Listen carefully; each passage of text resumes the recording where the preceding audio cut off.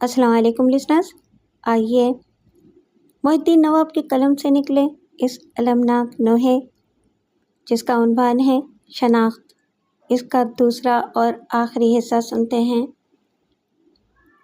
میں نادان نہیں ہوں، وہ کھانا کسی اور نے لیا تھا، میں نے اس سے لیا ہے اور جس سے بھی لیا ہے اسے اپنا نام احمد علی بتایا ہے۔ پھر انہوں نے اپنے پاؤں سمیٹ کر بہو سے کہا، جاؤ آرام کرو۔ وہ دونوں اٹھ کر جانے لگے۔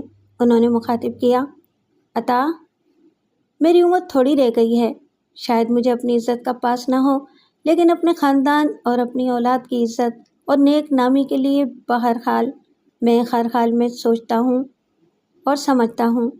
میں کبھی کسی کی انگلی تم لوگوں کی طرف اٹھنے نہیں دوں گا۔ عطا مطمئن ہو کر نجو کے ساتھ کمرے میں چلا گیا۔ دوسرے دن ضیاء الرحمن خدمت خلق لانڈی کے دفتر میں پہنچے۔ دروازہ کھلا ہوا تھا۔ دفتر کیا تھا؟ ایک مکان کا کمرہ تھا۔ ایک طرف چارپائی پر میلا بستر بچھا ہوا تھا، سامنے والی دیوار کے پاس ایک شکستہ سی میز اور پرانی کرسیاں تھیں۔ ریک پر فائلیں اور خطوط نظر آ رہے تھے۔ مختار علی میز پر جھکا اینک کے بغیر ایک فائل کا مطالعہ کرنے کی ناکام کوشش کر رہا تھا۔ ضیاء الرحمن نے اس کے سامنے میز پر ایک اینک رکھ دی۔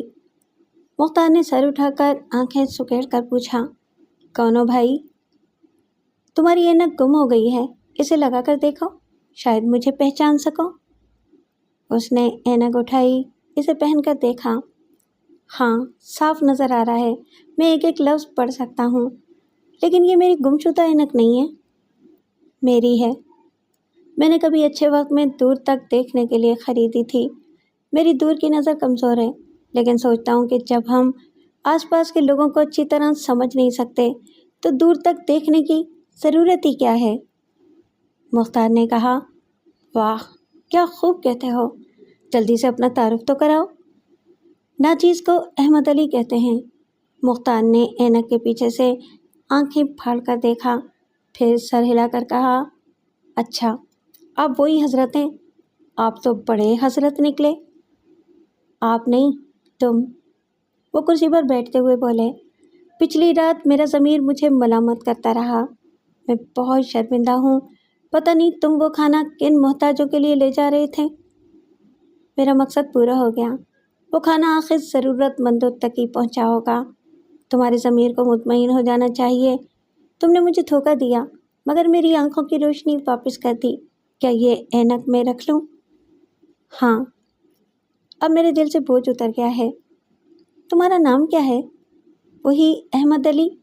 مختار نے بے یقینی سے دیکھا۔ ضیاء الرحمن نے کہا، نام میں کیا رکھا ہے؟ جس نام سے پہلا تعارف ہو جائے وہی ہماری شناخت بن جاتا ہے۔ یعنی تم خود کو چھپا رہے ہو؟ حالات نے مجبور کر دیا ہے، میں نہیں چاہتا کہ کل رات وہ کھانا جہاں پہنچا تھا وہاں کوئی اور پہنچے۔ سمجھ گیا، شرافت ہمیں گھر کا رکھتی ہے نہ گھاٹ کا۔ آئندہ کیا ہوگا؟ یہی سوچ رہا ہوں کہ زندگی کیسے گزرے گی۔ ہماری تمہاری تو گزری گئی سمجھو، میں ان کے لیے پوچھ رہا ہوں جن کے لیے تم اپنا نام، اپنی شخصیت کو بدل رہے ہو۔ وہ چپ رہے۔ مختار نے پوچھا، کہاں رہتے ہو؟ جہاں کل رات۔ وہ کہتے کہتے چونک گئے، پھر انہوں نے التجا کی، میرا پتہ ٹھکانہ نہ پوچھو، ہم سب تجسس میں مبتلا رہتے ہیں۔ میں نے بے اختیار پوچھ لیا، اب نہیں پوچھوں گا، مگر تمہارے کام آؤں گا۔ مجھے کہیں نوکری مل سکتی ہے؟ ہم بوڑھوں کو نوکری کون دے گا؟ تم نے یہ نہیں پوچھا کہ میری دال روٹی کیسے چلتی ہے؟ کیسے چلتی ہے؟ پچھلے سال مٹھی بھر بہاریوں کو بنگلہ دیش سے بلا کر یہاں آباد کیا گیا تھا۔ انہیں گیدڑ کالونی میں 60 گز کے پلاٹ دیے گئے۔ میں مخیر حضرات کے پاس جا کر ان مہاجرینوں کے لیے امداد حاصل کرتا ہوں۔ کھانا، کپڑے، دوائیاں اور نقد رقم کی صورت میں جو ملتا ہے اس میں سے اپنا کمیشن رکھتا ہوں اور باقی ضرورت مندوں میں تقسیم کر دیتا ہوں۔ برا نہ ماننا، تم خیانت کرتے ہو، تمہیں بنگلہ دیش سے آنے والے لوگوں کے لیے امداد ملتی ہے۔ میں نے کل رات بتایا تھا نا کہ میرے بیٹوں نے مجھے گھر سے نکال دیا ہے۔ بہاریوں کو بنگالیوں نے قبول نہیں کیا، مجھے میری اولاد میرے لہو نے قبول نہیں کیا۔ میں بھی امداد کا مستحق ہوں۔ میں یہاں بیٹھ کر مفت کی روٹیاں نہیں توڑتا ہوں۔ دولت مند حضرات سے رابطہ قائم کرنے اور انہیں نیکی پر آمادہ کر کے ان کی جیبوں سے رقمیں نکالنے کے لیے طرح طرح کے ہتھ کنڈے استعمال کرتا ہوں۔ میں محنت کرتا ہوں، پھر اپنا حصہ لیتا ہوں۔ تم چاہو تو میرے ساتھ رہ کر بہت کچھ حاصل کر سکتے ہو۔ یہ مجھے کچھ عجیب سا لگتا ہے۔ اپنے گھر والوں کے لیے کچھ تو کرنا ہی پڑے گا، انہوں نے ہچکچاتے ہوئے کہا۔ ہاں، مگر میں مخیر حضرات سے امداد حاصل کرنے جاؤں گا نہیں، اور اگر جاؤں گا تو وہ میرا نام اور پتہ پوچھیں گے، شناختی کارڈ بھی طلب کریں گے۔ پھر تو مشکل ہے، شناختی کارڈ میں میرا اصل نام اور بلدیت درج ہے، میں اسے کسی کو نہیں دکھاؤں گا۔ مختار نے ذرا دیر کو سوچنے کے بعد کہا، اسے بھول جاؤ، ایک نیا شناختی کارڈ بنواؤ۔ یہاں گیدڑ کالونی میں جو مہاجر آئے ہیں ان کے پاس ہجرت کا سرکاری سرٹیفکیٹ ہے، میں کسی بوڑھے کے سرکاری کاغذ کے مطابق تمہارا شناختی کارڈ بنوا دوں گا۔ تم اپنا کاروبار مجھے سکھا رہے ہو کہ تمہیں نقصان نہیں پہنچے گا؟ یہ مانگ کر کھانے والا دھندا ہے، اس میں نہ سرمایہ لگتا ہے اور نہ ہم سرمایہ دار بن سکتے ہیں۔ روٹیاں بانٹ کر کھاتے ہیں اور بانٹ کر کھانے میں کبھی نقصان نہیں پہنچتا۔ مجھے کیا کرنا ہوگا؟ اورنگی ٹاؤن میں میرے جیسے کچھ لوگ یہ دھندا کرتے ہیں، وہاں تمہارے لیے بڑے مواقع ہیں۔ میں بڑے بڑے سرمایہ داروں سے تمہیں متعارف کراؤں گا، تمہارا کام چل نکلے گا۔ وہ راضی ہو گئے۔ انہوں نے ایک ہفتے کے اندر داڑھی بڑھا لی۔ نئے شناختی کارڈ کے لیے جو تصویر کھنچوائی وہ پرانے شناختی کارڈ سے بالکل مختلف تھی۔ کوئی انہیں دیکھ کر کہہ سکتا تھا کہ یہ بنگلہ دیش سے آئے ہوئے کرامت بیگ اس ضیاء الرحمن سے مشابہت رکھتے ہیں، لیکن انہیں کوئی ضیاء الرحمن نہیں کہہ سکتا تھا۔ نئے شناختی کارڈ پر تنظیم خدمت خلق لانڈی کا پتہ درج تھا۔ ہجرت کے سرکاری سرٹیفکیٹ کے مطابق کرامت بیگ تنہا بنگلہ دیش سے آئے تھے، ان کا یہاں کوئی نہ تھا، اور یہاں ان کے سب تھے۔ سب کے لیے روزی کا سلسلہ چل نکلا۔ مختار انہیں بڑی بڑی کوٹھیوں، دفاتر اور اداروں میں لے جاتا تھا، ایسے دولت مند افراد سے ملاتا تھا جو رشوت، چور بازاری، اسمگلنگ اور دیگر غیر قانونی ذرائع سے خوب کماتے تھے۔ پھر اپنے ضمیر کو مطمئن کرنے اور عاقبت سنوارنے کے لیے اپنی کمائی کا کچھ حصہ نیک کاموں میں صرف کرتے تھے، یا سوسائٹی میں نمایاں مقام حاصل کرنے کے لیے کسی یتیم لڑکی کی شادی کرا دیتے، کسی بیوہ کے لیے ایک کمرے کا مکان بنوا دیتے اور کسی بیمار کے لیے دواؤں اور علاج کی سہولتیں مہیا کر دیتے تھے۔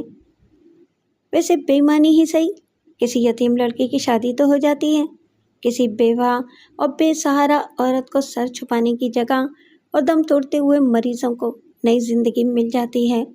کتنے ہی فاقہ کرنے والوں کو سونے سے پہلے پیٹ بھر کر کھانے کو روٹیاں مل جاتی ہیں۔ یوں دیکھا جائے تو یہ ساری نیکیاں ہی نیکیاں ہیں، لیکن یہ نیکیاں بے ایمانی کے پیٹ سے پیدا ہوتی ہیں۔ ہاں، جو بے ایمان نہیں ہوتے، سچ بولتے ہیں، پورا تولتے ہیں، ان کی نیکیاں سچی اور کھری ہوتی ہیں، لیکن تمام نیکیوں کے باوجود حساباً ضرورتیں پوری کرنے والے چند ہیں اور ضرورت مند بے شمار ہیں۔ زکوٰۃ دینے والے ہزاروں ہیں اور زکوٰۃ لینے والے کروڑوں۔ جس معاشرے میں کروڑوں ہاتھ پھیلا کر لینے والے ہوں اور خوشحالی کا ڈھول جہاں بج رہا ہو، وہاں ڈھول کا بول سمجھ میں آ جاتا ہے۔ اب پوتی پوتے خوشحال تھے۔ تمام بچے باپ سے زیادہ دادا میاں سے آس لگائے رہتے تھے، کیونکہ باپ مہینے میں ایک بار تنخواہ لے کر آتا تھا۔ دادا میاں ہر دوسرے تیسرے روز کھانے اور پہننے کے لیے کچھ نہ کچھ لاتے تھے۔ جب رات کو بچے سو جاتے تو بیٹا اور بہو ان کے پاس آ کر بیٹھ جاتے تھے۔ بہو ہاتھ پاؤں داپنے لگتی، بیٹا تشویش ظاہر کرتا رہتا۔ جب بھی وہ کہیں سے کھانے پہننے کی کچھ چیزیں لاتے یا بچوں کے اسکول کی فیسیں جیب سے نکال کر دیتے تو عطا پوچھتا، یہ آپ کہاں سے لائے ہیں؟ ہم پر ترس کھانے والے پوچھتے تو ہوں گے کہ آخر حاجت مند کون ہیں؟ بڑے میاں بیٹے کو تسلی دیتے تھے کہ انہوں نے اپنے گھر والوں کے متعلق کسی کو کچھ نہیں بتایا ہے، جعلی شناختی کارڈ کے ذریعے خود کو کرامت بیگ کہلاتے ہیں اور تنظیم خدمت خلق کے خدمت گار کی حیثیت سے غریبوں، محتاجوں اور لاچاروں کے لیے امداد حاصل کرتے ہیں۔ بے شک امداد کا بیشتر حصہ ان محتاج اور لاچاروں کو دیا جاتا ہے تاکہ کبھی انکوائری کے وقت وہ یہ امداد لینے والے گواہی دے سکیں۔ ابا میاں، آپ سے نادانستگی میں کوئی غلطی ہو سکتی ہے، کبھی ہمارا بھانڈا پھوٹ سکتا ہے۔ سوال ہی پیدا نہیں ہوتا۔ میں اپنے گھر، اپنے محلے سے دور ایسا کرتا ہوں، یہاں سے منہ اندھیرے اٹھ کر جاتا ہوں، رات کی تاریکی میں واپس آتا ہوں تو کسی کو میرے نقش قدم نہیں ملتے۔ ایک روز نیما نے اپنی کتاب پر پرانے اخبار کی جلد چڑھاتے ہوئے پوچھا، دادا میاں، جب زکوٰۃ فنڈ کا ایک ایک پیسہ مستحقین میں تقسیم ہو جاتا ہے تو پھر زکوٰۃ لینے والے بے ایمانی کیوں کرتے ہیں؟ انہوں نے چونک کر پوچھا، کیسی بے ایمانی؟ یہ دیکھیے، اس اخبار میں لکھا ہوا ہے۔ اس نے جلد چڑھے ہوئے اخبار کی ایک خبر کو پڑھنا شروع کیا۔ لکھا تھا، اورنگی ٹاؤن میں ایک اپاہج کو پولیس کے حوالے کر دیا گیا۔ اطلاع کے مطابق سمدو نامی ایک اپاہج اورنگی ٹاؤن میں اپنی بیاہتہ بیٹی کے ہاں رہتا ہے۔ وہ اس علاقے میں زکوٰۃ کی رقم حاصل کرتا تھا۔ بعد میں انکشاف ہوا کہ وہی سمدو گرین ٹاؤن میں اپنے بھائی کے ہاں رہتا ہے اور اس علاقے سے بھی زکوٰۃ کی رقم حاصل کرتا ہے۔ چند ماہ بعد مزید انکشاف ہوا کہ محمود آباد میں سمدو کا ایک اور بھائی رہتا ہے، وہاں بھی زکوٰۃ کمیٹی میں سمدو کا نام مستحقین میں درج ہے۔ ہمارے نمائندے نے اس سلسلے میں معلومات حاصل کی ہیں۔ مذکورہ تینوں علاقوں میں سمدو کے رشتہ دار ہیں۔ ہر علاقے کے کونسلر نے تصدیق کی تھی کہ سمدو ان کے علاقے کا باشندہ ہے اور زکوٰۃ لینے کا مستحق ہے۔ نیما نے پڑھتے پڑھتے کہا، دادا میاں، یہ سمدو تو بڑا بے ایمان نکلا، ایک نہیں، دو نہیں، تین جگہ بے ایمانیاں کرتا رہا۔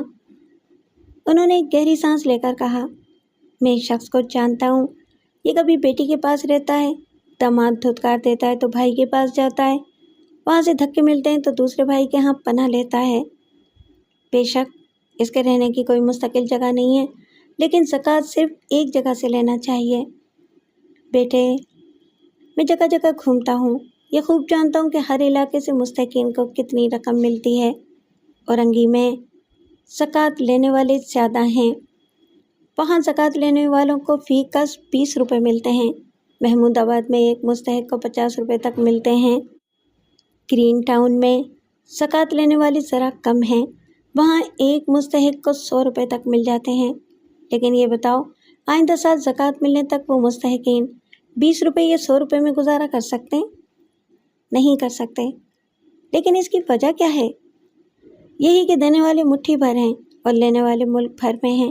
جب تک ہر فرد کو معقول ضرورتیں پوری کرنے والا روزگار نہیں ملے گا، اس وقت تک خیرات لینے والوں کی تعداد بڑھتی جائے گی، اور خیرات دیتے رہنے سے معاشی انصاف کے تقاضے کبھی پورے نہیں ہوں گے۔ ان کی باتوں کے دوران آنگن کا دروازہ کھلا۔ عطا بہت خوش نظر آ رہا تھا۔ اس نے باپ کو موجود پا کر آنگن کے دروازے کو بند کیا، پھر ان کے پاس آ کر بیٹھتے ہوئے بولا، ہمارے مکان کے سامنے والی سڑک اور کشادہ کی جا رہی ہے۔ ادھر مکان کے دائیں طرف سے بھی ایک سڑک گزرنے والی ہے۔ اس سڑک کی زد میں جتنے مکانات آ رہے ہیں، ان کے مالکان کو 1 ہفتے کے اندر جگہ خالی کرنے کا نوٹس دیا گیا ہے۔ 1 ہفتے بعد یہاں بلڈوزر چلیں گے۔ ابا میاں، اب ہمارا یہ پلاٹ کارنر پلاٹ بن گیا ہے۔ دیکھتے ہی دیکھتے اس پلاٹ کی قیمت آسمان سے باتیں کرنے لگی ہے۔ تمہیں کیسے پتہ چلا؟ کیا کوئی اس کی قیمت لگا رہا ہے؟ جی ہاں، کونسلر صاحب نے مجھ سے کہا تھا کہ بینک والے مجھ سے ملنا چاہتے ہیں، انہوں نے مجھے ان کا پتہ دیا، ابھی میں ان سے مل کر آ رہا ہوں۔ وہ ہمارا پلاٹ خریدنا چاہتے ہیں۔ جانتے ہیں کتنے میں؟ پورے 1 لاکھ روپے میں۔ نیما اور بڑے میاں بے یقینی سے اس کا منہ تکنے لگے۔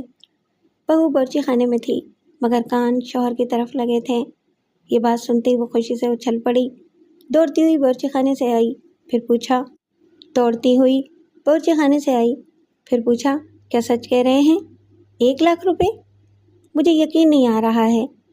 عطا نے کہا کہ یقین تو مجھے بھی نہیں آ رہا تھا، مگر وہ بینک والے ذمہ دار لوگ ہیں، مجھ سے مذاق تو نہیں کر سکتے۔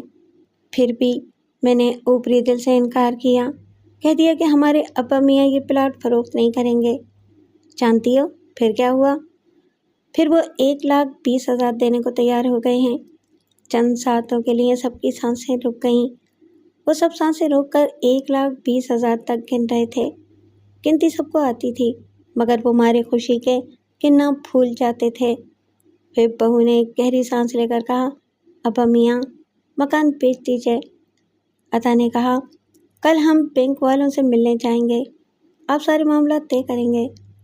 انہوں نے ہچکچاتے ہوئے کہا، لیکن ہم بے گھر ہو جائیں گے۔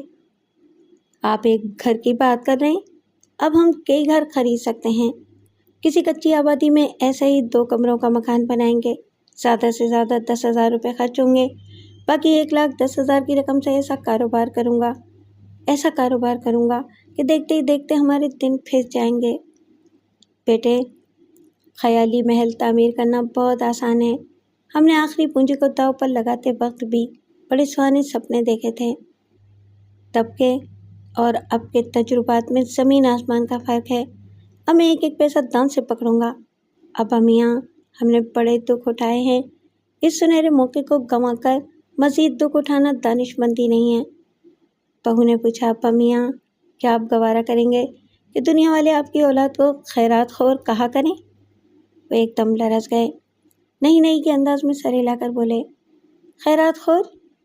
نہیں، کبھی نہیں۔ میں اپنی اولاد کے لیے یہ گالی کبھی برداشت نہیں کروں گا۔ پھر کایا پلٹ ہو گئی۔ ضیاء الرحمن کی آنکھوں میں پھر سے گلاب کھلنے لگے۔ ان کے آنگن میں گلاب کا ایک پودا تھا جو مٹی کے گملے میں رہتا تھا۔ وہ اسے بڑی لگن سے سینچا کرتے تھے۔ جب وہ پلاٹ فروخت کر دیا گیا تو وہ گملے کو نئے مکان میں لے آئے۔ عطا نے اورنگی ٹاؤن کی کچی آبادی میں 12,000 کی لاگت سے ایک مکان بنوایا، باقی رقم کو خوب سوچ سمجھ کر کاروبار میں لگانا شروع کیا۔ ضیاء الرحمن نے اس کے کاروبار میں مداخلت نہیں کی۔ وہ تو حسب معمول تنظیم میں خدمت خلق کے خدمتگار بنے رہے۔ باپ بیٹے و بہو نے مل کر یہ طے کیا تھا کہ کاروبار سے ہونے والی آمدنی گھر میں خرچ نہیں کی جائے گی۔ عطا اپنی تنخواہ کے مطابق صرف 800 روپے دیا کرے گا۔ ابا میاں باقی اخراجات پورے کرتے رہیں گے۔ منصوبہ جامع ہو، عمل پہ ہم ہو اور تدبیر اچھی ہو تو تقدیر کامیابیاں لکھتی چلی جاتی ہے۔ صرف 2 برس میں ایسی کامیابی ہوئی کہ انہوں نے لیاقت آباد میں 1.5 لاکھ روپے کا مکان خرید لیا۔ ابا میاں کے ساتھ گلاب کا وہ پودا بھی اپنی جگہ بدلتا تھا۔ وہ مٹی کے گملے کو اس مہنگے مکان کے برآمدے میں لے آئے۔ عطا نے پوچھا، گلاب کا پودا ایک موسم کے بعد مرجھا جاتا ہے، آپ دوسرا پودا لگاتے ہیں، جب پودا بدلتے ہیں تو یہ گملہ کیوں نہیں بدلتے؟ انہوں نے پوچھا، تمہیں مٹی کے گملے پر کیا اعتراض ہے؟ ابا میاں، وقت کے ساتھ ساتھ معیار اور کوالٹی بدل گئی ہے۔ بچے اب انگلش اسکول میں پڑھتے ہیں، ہم نئے موسم میں نیا لباس پہنتے ہیں، ہمارے لان میں خوبصورت ڈیزائن کے نئے گملے ہیں۔ آپ ایک طرف یہ پرانا گملہ رکھ دیتے ہیں جو مخمل میں ٹاٹ کا پیوند لگتا ہے۔ بیٹے، میرے متعلق کیا خیال ہے؟ میں نئی نسل کے درمیان پرانا لگ رہا ہوں، اس گملے کے ساتھ ساتھ مجھے بھی ہٹا دو۔ بہو نے کہا، ابا میاں آپ درست کہتے ہیں، جب سے دولت آنے لگی ہے آپ کے صاحبزادے پرانی چیزوں سے بیزار ہوتے جا رہے ہیں۔ کیوں جی، میں غلط کہتی ہوں؟ نجو نے عطا کو چپتی ہوئی نظروں سے دیکھا جیسے طعنہ دے رہی ہو۔ میری جگہ بھی نئی لے آؤ۔ ضیاء الرحمن نے کہا، بیٹے، اس پرانے کمرے میں گلاب اور ان بوڑھی آنکھوں میں تم سب کھلتے ہو، جب یہ آنکھیں بند ہو جائیں گی تو کمرے کو قبر کے سرہانے رکھ دینا۔ اللہ تعالیٰ دینے پر آتا ہے تو دولت کے ساتھ عزت، مان، مرتبہ سب کچھ دیتا ہے۔ عطا، نجو اور نیما وغیرہ کا حلقہ احباب وسیع ہوتا جا رہا تھا۔ وہ جس تقریب میں، جس محفل میں پہنچتے تھے، انہیں ہاتھوں ہاتھ لیا جاتا تھا اور مہمان خصوصی کا درجہ دیا جاتا تھا۔ برادری کے وہ لوگ جو کبھی چھوٹے منہ خیریت پوچھنے نہیں آتے تھے، اب وہ نیما کو اپنے اپنے صاحبزادوں سے اور اپنی صاحبزادیوں کو عطا کے صاحبزادوں سے منسوب کرنے کے لیے دن رات آتے جاتے رہتے تھے۔ عطا نے کہا، ابا میاں بڑی مشکل ہے، ایک بیٹی کو برادری میں کسے دیں گے اور کسے نہ دیں؟ نجو نے کہا، برادری والوں نے ہمیں کیا دیا ہے کہ ہم بیٹی دے دیں انہیں؟ تم چپ رہو، میں ابا میاں سے بات کر رہا ہوں۔ انہوں نے بہو کی حمایت کی۔ یہ ایک طرح سے ٹھیک ہی کہتی ہے، ہم برادری میں ایک کے ہاں بیٹی دیں گے تو باقی لوگ مخالفت پر اتر آئیں گے۔ نجو نے کہا، ایسا ہو چکا ہے۔ میں نے بی خالہ سے کہا، میری نیما کالج میں ہے، آپ کا بیٹا کڑھائی کے پاس بیٹا جلیبیاں چھانتا ہے، یہ رشتہ بھلا کیسے ممکن ہے؟ بی خالہ نے جل کر کہا، برادری میں تعلیم نہیں دیکھی جاتی، لڑکا کماؤ ہونا چاہیے، میرا بیٹا محنت کرتا ہے، بھیک تو نہیں مانگتا۔ بڑے میاں نے چونک کر بہو کو دیکھا، وہ ہچکچاتے ہوئے بولی، بی خالہ تو کیا برادری کے کسی شخص کو معلوم نہیں ہے کہ آپ ماضی میں کیا کرتے رہے ہیں؟ ابا میاں، ہمارے دلوں میں چور ہے۔ بی خالہ کی بات سن کر میں بھی چونک گئی تھی۔ عطا نے کہا، سچ پوچھو تو میں بھی اندیشوں میں گھرا رہتا ہوں۔ یہ دنیا بھی عجیب ہے، آدمی مر جائے تو اس پر مٹی ڈال دیتے ہیں، اس کے ماضی پر مٹی نہیں ڈالتے بلکہ اسے کریدتے ہیں، اس کی تشہیر کرتے ہیں۔ ضیاء الرحمن نے کہا، ہم برادری میں بیٹی دیں گے تو کبھی نادانستگی میں بات کھل سکتی ہے، خوشحالی میں کبھی بدحالی کا ذکر چل پڑتا ہے، بہتر ہے کہ برادری والوں سے دور کی صاحب سلامت رکھی جائے۔ کتنے ہی شریف دولت مند گھرانوں سے رشتے آ رہے ہیں، نیما جدھر مائل ہو ادھر رشتہ کر دو۔ نیما 22 برس کی ہو چکی تھی۔ کالج کے ماحول میں کتنے ہی منچلوں کی پیشکش ہوتی ہے۔ گلابی مکھڑے اور غزالی آنکھوں والی نیما نے ایک پیشکش قبول کر لی تھی۔ ایک رات نجو نے پوچھا، بیٹی کچھ معلوم تو ہو کہ وہ کون لوگ ہیں، لڑکے کا نام کیا ہے؟ اس نے سر پر آنچل رکھ کر شرماتے ہوئے کہا، شہزادہ عالم، ان کے والد عالم ٹیکسٹائل ملز کے مالک ہیں۔ دوسرے دن ضیاء الرحمن نے پوتی کی پسند کے متعلق سنا تو بہت خوش ہوئے، مگر تشویش میں مبتلا ہو گئے۔ عطا نے پوچھا، کیا آپ ان لوگوں کو جانتے؟ ہاں، عزت، دولت و شرافت کے اعتبار سے ان کا گھرانہ قابل ستائش ہے۔ شہزاد کے والد بہت ہی نیک اور سخی داتا ہیں۔ سخی داتا کہتے وقت انہوں نے بڑے دکھ سے بیٹے کو دیکھا۔ بیٹے نے پریشان ہو کر پوچھا، کیا آپ ان کے ہاں؟ انہوں نے سر ہلا کر کہا، ہاں، وہ مجھے کرامت بیگ کی حیثیت سے جانتے ہیں۔ اوہ ابا میاں، ہم کہاں پھنسنے والے تھے، اس رشتے کو جانے دیجیے۔ نہیں بیٹے، نیما کا دل نہیں ٹوٹنا چاہیے۔ آپ دل کو دیکھ رہے ہیں، میں عزت کی بات کر رہا ہوں۔ یہی تو مشکل ہے کہ ہم بہت عزت والے ہو گئے ہیں، ہمارے پاس دولت بھی آ گئی ہے، اب میری پوتی اور پودوں کے رشتے دولت مند گھرانوں میں ہوں گے۔ میرے پاس حساب نہیں ہے کہ میں اس شہر کے کتنے دولت مند گھرانوں میں کرامت بیگ کی حیثیت سے ہاتھ پھیلا چکا ہوں۔ تم کہاں کہاں نیما کا رشتہ کرنے سے انکار کرو گے؟ عطا سر جھکا کر سوچنے لگا۔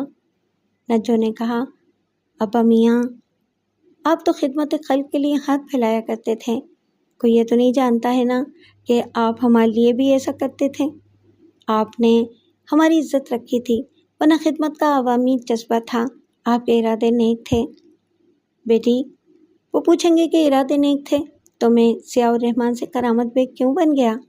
وہ تو یہی سمجھیں گے کہ بے ایمانی کرتا تھا، اسی لیے جعلی شناختی کارڈ بنایا تھا۔ نجو بھی سر جھکا کر سوچنے لگی۔ بڑے میاں نے کہا، اسے کہتے ہیں کہ نیکی برباد گناہ لازم۔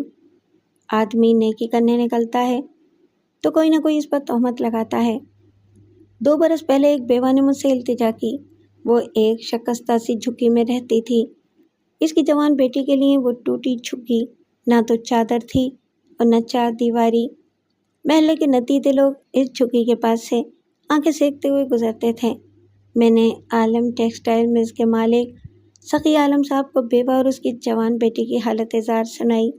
سخی عالم صاحب نے اس جھکی کا خود جا کر معائنہ کیا، اپنے خاص آدمی کو وہاں ڈیوٹی پر لگا کر جھکی کی جگہ ایک کمرے کا پختہ مکان بنوا دیا اور وعدہ کیا کہ جوان لڑکی کا رشتہ کہیں طے ہوگا تو وہ تمام اخراجات برداشت کریں گے اور اپنے سامنے شادی کرائیں گے۔ نجو نے کہا، آپ نے تو نیکی کی ہے، سخی عالم صاحب آپ پر اور نیما پر فخر کریں گے۔ عطا نے کہا، تم یہ کیوں بھولتی ہو کہ ابا میاں نیما کے دادا کی حیثیت سے نہیں، کرامت بیگ کی حیثیت سے پہچانے جاتے ہیں۔ بڑے میاں نے کہا، بات صرف یہاں تک محدود نہیں ہے۔ 6 ماہ کے بعد میں ایک بیمار کی دوا کے لیے سخی عالم صاحب کے پاس پہنچا۔ تو انہوں نے مجھے حقارت سے دیکھا، پھر غصے سے کہا، تم بوڑھوں نے داڑھی رکھ کر سفید لباس پہن کر کمانے کا خوب دھندا نکالا ہے، تم نے اس بیوہ سے مل کر مجھے دھوکہ دیا ہے۔ میں نے حیرانی سے کہا، جناب میں نے دھوکہ نہیں دیا ہے۔ وہ ڈانٹ کر بولے، نکل جاؤ میرے دفتر سے، آئندہ ادھر آؤ گے تو پولیس کے حوالے کر دوں گا۔ میں وہاں سے ذلت اٹھا کر اس بیوہ کے ہاں گیا۔ وہ پختہ مکان موجود تھا، ماں بیٹی نہیں تھیں۔ معلوم ہوا کہ جھگی کی کوئی قیمت نہیں تھی، پلاٹ کی قیمت 500 روپے تھی۔ پختہ مکان بننے کے بعد وہ بیوہ اسے 10,000 روپے میں فروخت کر کے گئی ہے۔ کہاں گئی ہے کچھ پتہ نہ چلا۔ فریب دہی کا الزام میرے سر آ گیا۔ وہ ایک گہری سانس لے کر بولے، میں اس بیوہ کو امداد پہنچانے کے لیے 1 ہفتے تک سقی عالم صاحب کے گھر اور دفتر کے چکر لگاتا رہا۔ اس سلسلے میں وہ بیوہ مجھے روزانہ 10 روپے آنے جانے کا خرچ دیتی تھی۔ خدا گواہ ہے میں نے اس سے صرف 70 روپے لیے اور یہ میرا حق بنتا تھا، لیکن میں سقی عالم صاحب کے سامنے خود کو بے قصور ثابت نہیں کر سکتا۔ وہ مجرم کی طرح سر جھکا کر بولے، میرا قصور یہ ہے کہ میری شناخت درست نہیں ہے۔ میں نے قانون کی آنکھوں میں دھول جھونک کر جعلی شناختی کارڈ بنوایا اور اپنی اصل شناخت کھو بیٹھا۔ ابا میاں اب کیا ہوگا؟ انہوں نے مستحکم لہجے میں کہا، نیما کی شادی شہزاد سے ہوگی، میں اپنی جعلی شناخت کے ساتھ یہاں سے چلا جاؤں گا۔ بہو نے کہا، آپ کہیں نہیں جائیں گے؟ میں جاؤں گا۔ پہلے بھی خیرات کی کمائی لے کر رات کی تاریکی میں آتا تھا اور منہ اندھیرے چلا جاتا تھا۔ آئندہ مہینے میں 1 آدھ بار اسی طرح چھپ کر ملنے آ جایا کروں گا۔ میں نہیں جانے دوں گی۔ بیٹی، میری محبت میں تم بیٹی کی زندگی برباد نہیں کر سکتی اور نہ میں کرنے دوں گا۔ دانش مندی کا تقاضا ہے کہ مجھے چھپ جانے دو۔ 1 پوتی اور 6 پوتوں کے رشتے اونچے گھرانوں میں ہوں گے اور ان گھرانوں میں جانے کتنے لوگ اس کرامت بیگ کو پہچانتے ہوں گے۔ کیا میری وجہ سے ان کی شادیاں نہیں ہوں گی؟ بہو کی آنکھوں سے ٹپ ٹپ آنسو گرنے لگے۔ عطا نے کہا، ابا میاں، جڑ کو اکھاڑ پھینکنے کا مطلب یہ تو نہیں ہے کہ ہم ایک دن خود اکھڑ جائیں گے۔ بیٹے، جڑ سلامت رہے گی، ضیاء الرحمن کا نام تم لوگوں کے ساتھ رہے گا۔ برادری والے مجھے چہرے سے تمہارے بزرگ کے طور پر پہچانتے ہیں۔ پوتی اور پوتوں کے سسرال والے میرے نام سے مجھے پہچانیں گے کہ ضیاء الرحمن ان کا دادا تھا۔ میں ضیاء الرحمن کا چہرہ لے کر گم ہو جاؤں گا۔ آپ کو برادری والے پوچھیں گے؟ انہوں نے بڑے دکھ سے ہنستے ہوئے کہا، جو جعلی شناختی کارڈ بنوا سکتا ہے وہ اپنے آبائی وطن جانے کے لیے پاسپورٹ بھی بنوا سکتا ہے۔ برادری والے یہی سمجھیں گے کہ میں دہلی گیا پھر واپس ہی نہیں آیا۔ واپس نہ آنے کی بہت ساری وجوہات ہیں، ایک وجہ موت بھی تو ہو سکتی ہے۔ ان کے سمجھانے کے باوجود بیٹا اور بہو اپنی ضد پر قائم رہے۔ انہوں نے اتنی محبت دی تھی، بچوں کی اتنی خدمت کی تھی کہ وہ اس بڑھاپے میں انہیں تنہا کہیں بھٹکنے اور دور رہنے کی اجازت نہیں دے سکتے تھے۔ نیما کو معلوم ہوا تو اس نے شادی سے انکار کر دیا، صاف کہہ دیا، جہاں میرے باپ کی، میرے دادا کی عزت نہ ہو، میں اس گھر کی عزت بننا قبول نہیں کروں گی۔ انہوں نے پریشان ہو کر کہا، زندگی کا اہم فیصلہ اتنی جلدی نہیں ہوتا، ہم ایک تدبیر پر عمل کر سکتے ہیں۔ کیسی تدبیر؟ وہ اپنی داڑھی کھجاتے ہوئے بولے، نیما کا رشتہ شہزاد سے طے کر دو۔ فی الحال سخی عالم صاحب کو یہ بتایا جائے کہ نیما کے دادا ہندوستان میں رہتے ہیں۔ میں شادی کے کچھ عرصے بعد آؤں گا تو… نیما نے قطع کلامی کرتے ہوئے کہا، دادا میاں، اچھی تدبیر ہے، اب داڑھی ختم کر دی جائے، پہلے شناختی کارڈ والی صورت نکل آئے گی۔ عطا نے کہا، ٹھیک تو ہے۔ سخی عالم صاحب کا یہ تاثر ہوگا کہ آپ ہندوستان سے آئے ہیں، کرامت بیگ سے مشابہت تو ہو سکتی ہے، لیکن وہ اپنی بہو کے دادا کو کرامت بیگ نہیں سمجھیں گے۔ انہوں نے کہا، بیٹے، مسلمان کو سوچ سمجھ کر داڑھی رکھنا چاہیے، اور جب رکھ لے تو اسے منڈوانا نہیں چاہیے۔ میری داڑھی رہے گی، ان لوگوں کے سمجھنے کے لیے اتنا ہی کافی ہے کہ کرامت بیگ پاکستانی تھا اور نیما کا دادا ہندوستان سے آیا ہے۔ یوں بات بن جائے گی۔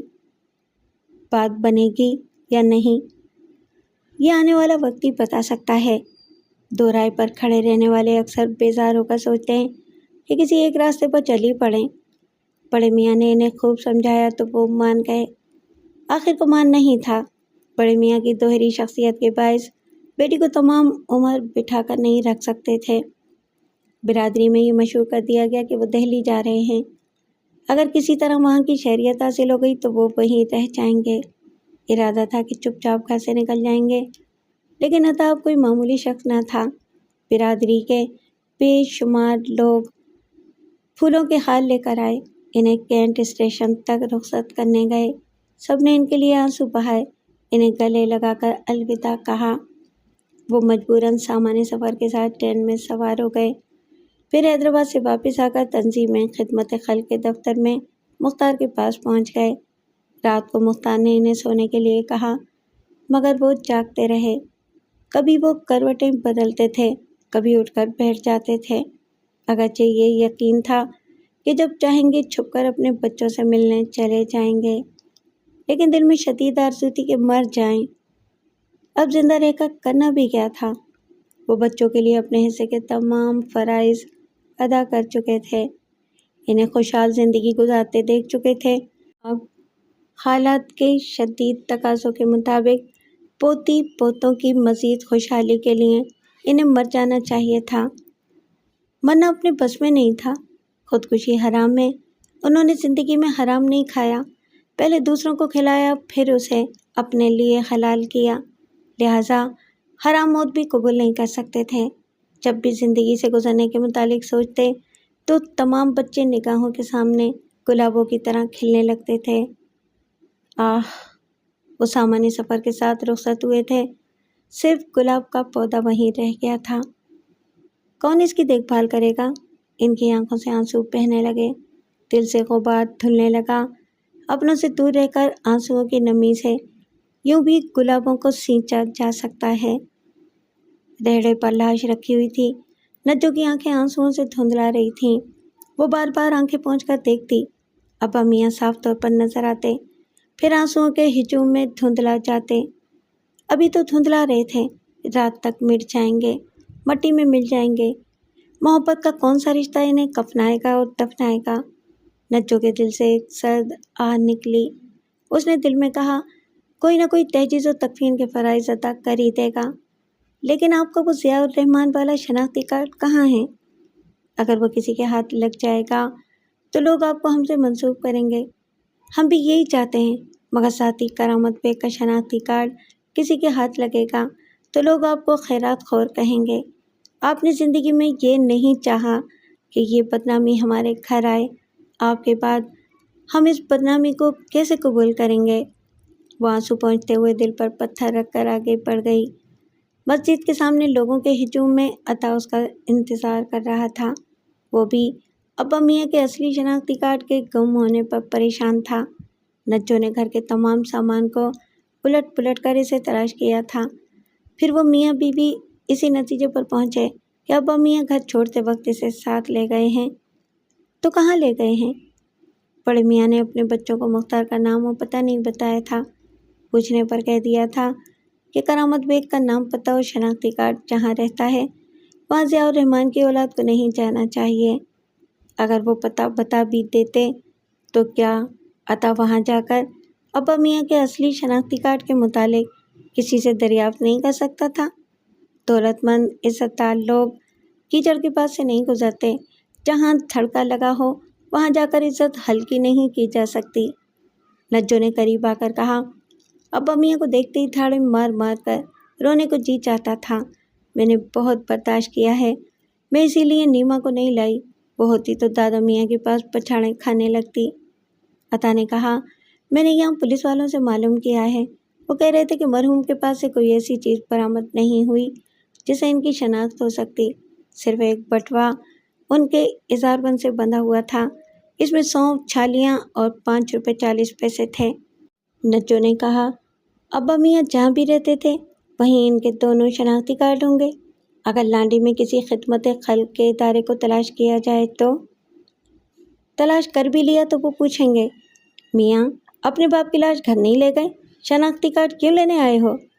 اس کی بات ختم ہوتے ہی کسی نے ریڑھے کے پاس سے چیخ کر کہا، میں پہچانتا ہوں، مرحوم کو میں پہچانتا ہوں۔ یہ چیخ ایک دھماکہ ثابت ہوئی۔ صبح سے لوگ تجسس میں مبتلا تھے۔ کسی نے شناسائی کا دعویٰ کیا تو سب لوگ اس کی طرف بڑھنے لگے۔ نجو اور عطا نے بھی اس دعوے دار کو دیکھنا چاہا۔ وہ آگے بڑھے، پھر بھیڑ میں دھکے کھا کر پیچھے چلے گئے۔ دونوں کی حالت غیر تھی۔ بدنامی کا خوف تھا۔ شاید اس دعوے دار کو ابا میاں کا اصلی شناختی کارڈ مل گیا تھا۔ عطا نے کہا، تم کار میں جا کر بیٹھو، میں ابھی معلوم کر کے آتا ہوں۔ نجو چلی گئی۔ عطا آگے بڑھ کر بھیڑ کو چیرتے ہوئے اس شخص تک پہنچنے کی کوشش کرنے لگا۔ اسی وقت پولیس والوں نے ڈنڈے برسانے شروع کر دیے۔ لوگ منتشر ہو کر بھاگنے لگے۔ وہ ایک دوسرے پر گرتے پڑتے اور گرنے والوں کو رونتے جا رہے تھے۔ عطا ایک طرف ہو گیا۔ ایک پولیس مین نے جیسے ہی اسے مارنے کے لیے ڈنڈا اٹھایا، اس نے فوراً 10 کا نوٹ بڑھا دیا اور پھر کہا، میں اخباری رپورٹر ہوں، مجھے اس شخص سے ملنے دو۔ سپاہی نے نوٹ کو جیب میں رکھا، پھر عطا کا ہاتھ پکڑ کر دوسرے سپاہیوں سے بچاتا ہوا اسے ایک بوڑھے دعوے دار کے پاس پہنچا دیا۔ ایک ہیڈ کانسٹیبل اس سے سوالات کر رہا تھا۔ بوڑھا کہہ رہا تھا، لانڈی میں ہماری ایک تنظیم خدمت خلق ہے۔ مرحوم کرامت بیگ کا تعلق اسی تنظیم سے تھا۔ میرا نام مختار ہے۔ اس شہر کے مخیر حضرات ہمیں اچھی طرح پہچانتے ہیں۔ ہیڈ کانسٹیبل نے پوچھا، یہ بزرگوار کہاں رہتے تھے؟ یہ بنگلہ دیش سے آئے تھے، یہاں ان کا کوئی نہیں تھا۔ یہ تنظیم کے دفتر میں میرے ساتھ رہتے تھے۔ دفتر میں ان کا شناختی کارڈ موجود ہے۔ عطا کا دل تیزی سے دھڑکنے لگا۔ مختار کے بیان کے مطابق شناختی کارڈ یقیناً کرامت بیگ کے نام سے ہوگا۔ عطا نے سوچا، یہ مختار ابا میاں کا رازدار ہو سکتا ہے، اور ہو سکتا ہے کہ مختار نے اصلی شناختی کارڈ کہیں چھپا کر رکھ دیا ہو۔ ہیڈ کانسٹیبل نے کہا، بزرگوار کا شناختی کارڈ لاؤ، اپنے مخیر حضرات سے بولو کہ وہ بزرگوار کو تمہارے حوالے کرنے کے لیے علاقے کے ایس ایچ او کی اجازت حاصل کریں۔ ہمارے 2 سپاہی تمہارے ساتھ جائیں گے۔ رکشا ٹیکسی کے لیے جیب میں کچھ ہے یا نہیں؟ مختار نے کہا، میں تو خدمت گار ہوں، دوسروں سے امداد حاصل کرتا ہوں۔ آپ اجازت دیں تو مرحوم کے کفن دفن کے لیے چندہ کروں؟ یہاں لوگوں کا میلہ لگا ہوا ہے، ضرورت کے مطابق رقم جمع ہو جائے گی۔ ہم چندہ جمع کریں گے، تم سپاہیوں کے ساتھ جاؤ۔ جناب، میری جیب میں صرف 6 روپے ہیں۔ عطا نے ہیڈ کانسٹیبل سے کہا، میں رکشا ٹیکسی کے اخراجات دے سکتا ہوں، مگر ایک شرط ہے۔ ہیڈ کانسٹیبل نے پوچھا، تمہاری تعریف کیا ہے جی؟ میں کہانیاں لکھتا ہوں۔ یہ المناک واقعہ پڑھنے والوں کے لیے دلچسپ ثابت ہوگا۔ مسٹر مختار، اپنے اور مرحوم کے متعلق مجھے تفصیل سے بتائیں، تو میں اس پر کہانی لکھوں گا۔ سگریٹ لیجیے۔ عطا اپنی جیبوں میں سگریٹ کا پیکٹ تلاش کرنے لگا، حالانکہ وہ سگریٹ نہیں پیتا تھا۔ اس نے جیب سے 100 روپے کا نوٹ نکال کر ایک سپاہی کو دیتے ہوئے کہا، حوالدار صاحب کے لیے گولڈ لیف کا پیکٹ لے آؤ۔ ہیڈ کانسٹیبل نے خوش ہو کر عطا سے کہا، تشریف رکھیے جی، یہ بڈھا ابھی اپنی اور بزرگوار کی کہانی لکھوائے گا۔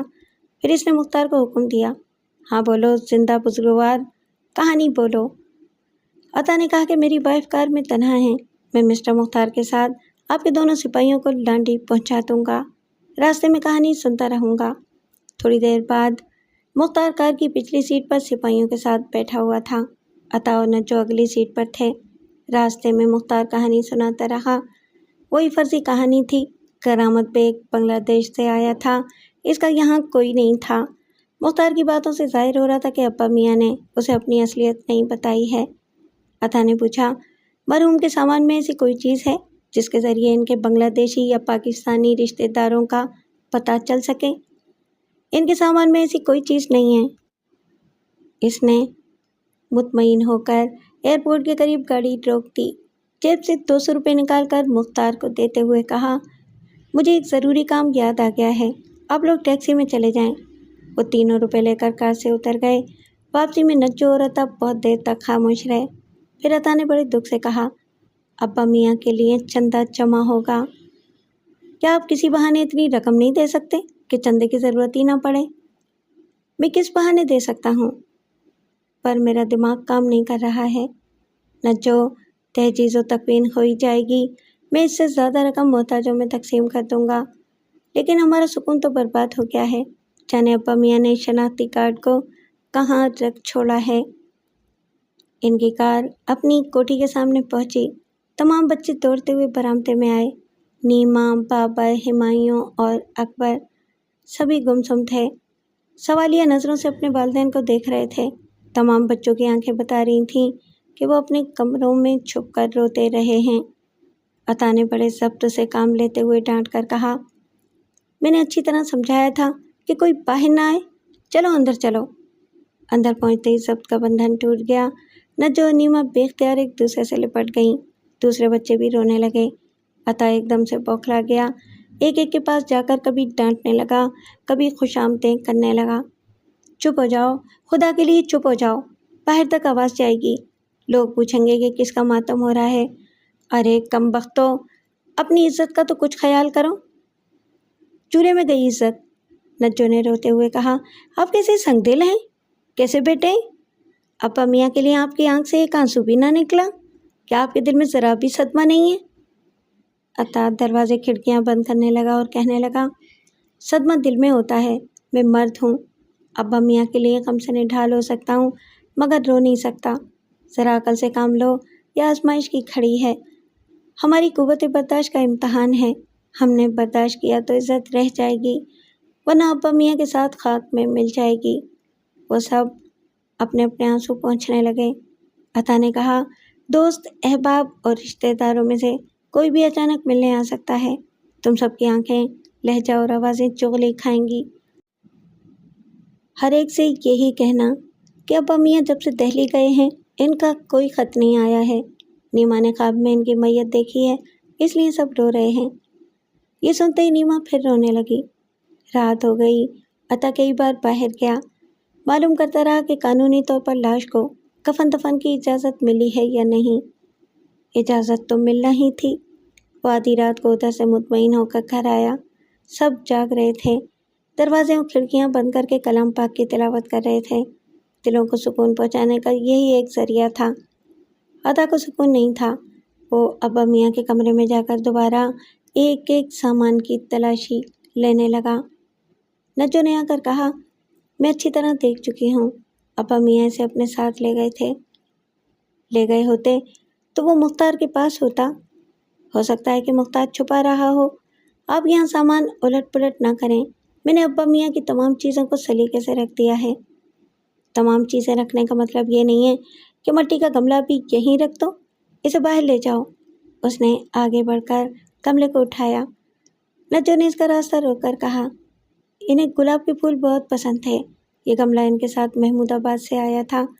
मैं यादगार के तौर पर इसे यहीं रखूँगी। बकवास मत करो, ये चीज़ें लान में रखी जाती हैं। फूल कमरे में भी तो सजाए जाते हैं। देखो नज्जो, मैं शनाख्ती कार्ड के लिए परेशान हूँ। मुझसे बहस करोगी तो ये गमला तुम्हारे सर पर तोड़ दूंगा। वो दोनों हाथ कमर पर रखकर बोली, आपके पागल होने में देरी कितनी है? लीजिए, सर हाजिर है, तोड़ दीजिए। वो जैसे सचमुच पागल हो रहा था। इसने दोनों हाथों में गमले को सर से बुलंद किया। इतना होशमंद था कि बीवी का सर नहीं तोड़ सकता था। उसने गुस्सा उतारने के लिए गमले को फर्श पर दे मारा। लड़ने, झगड़ने, फिर टूटने फूटने की आवाज़ें सुनकर तमाम बच्चे दौड़े हुए आए। फिर कमरे में पहुंचते ही ठिठक गए। चंद लम्हों तक माँ, बाप, बच्चे सभी हैरत और बेयकीनी से टूटे हुए गमले को देखते रहे। गमले की मिट्टी से और गुलाब की जड़ों से वो शनाख्ती कार्ड झलक रहा था। सबसे पहले नीमा ने लपक कर गुलाब के पौधे को उठा लिया। एक सर्द गुलाब दादा मियाँ की तरह उदासी से मुस्कुरा रहा था। नज्जो उकड़ू बैठकर टूटे हुए गमले के टुकड़ों को अब्बा मियाँ की यादों की तरह समेटने लगी। अता पहले फर्श पर तो जानो हुआ, झुककर मिट्टी के दरमियान गौर से देखा। जब यकीन हो गया तो शनाख्ती कार्ड को दोनों हाथों में दबोच कर मारे खुशी के धाड़े मार मार कर रोने लगा।